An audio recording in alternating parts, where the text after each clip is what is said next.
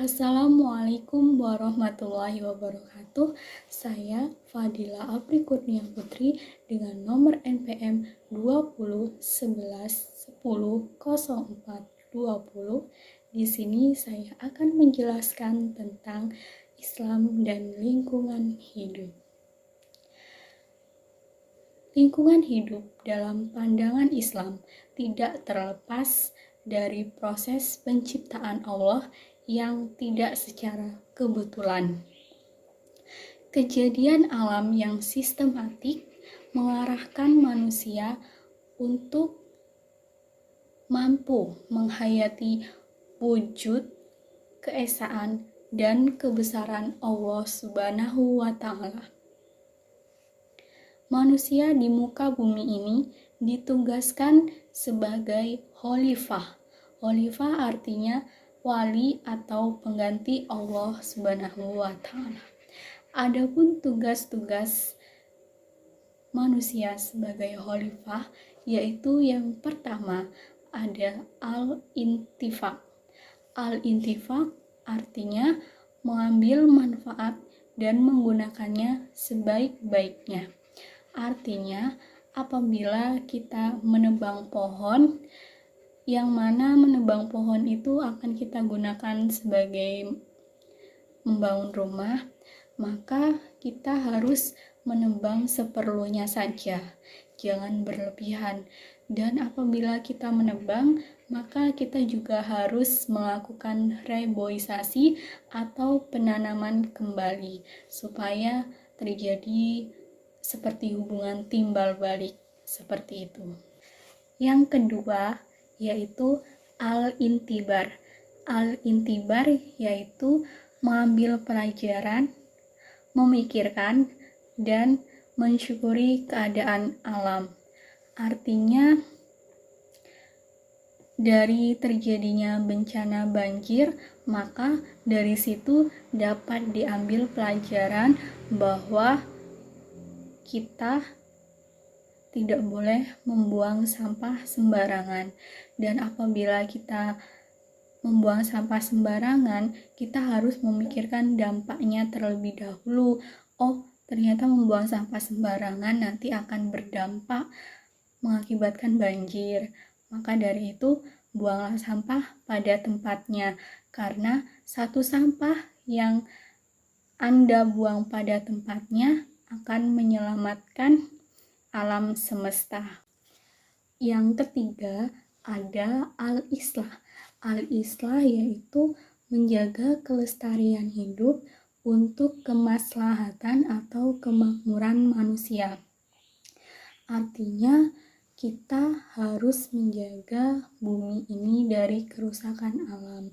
Apabila terjadi banjir atau tanah longsor, kita sesama manusia haruslah tolong-menolong demi kemakmuran hidup. Karena sejatinya manusia itu saling berukhuwah atau bersaudara. Ukhuwah sendiri terbagi menjadi 4.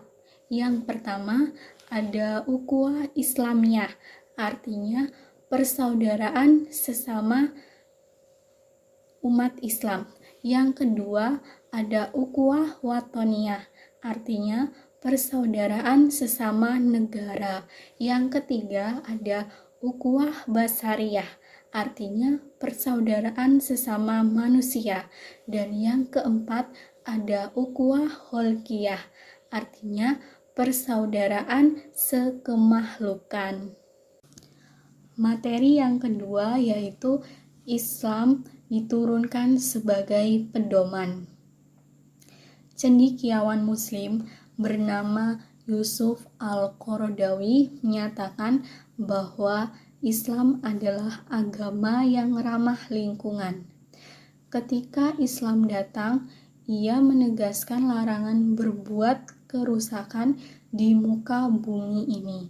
Di antaranya adalah yang dengan tegas melarang berbuat kerusakan sebagaimana dalam firman Allah Subhanahu wa Ta'ala yang berbunyi wala tufsidu fil ardi ba'da islahiha wada'uhu khaufan wa tama'an inna rahmatallahi qaribum minal muhsinin, yang artinya, dan janganlah kamu berbuat kerusakan di bumi setelah Allah memperbaikinya, dan berdoalah kepada Allah dengan rasa takut karena tidak dikabulkan dan harapan untuk dikabulkan. Sesungguhnya rahmat Allah lebih dekat kepada orang-orang yang berbuat baik.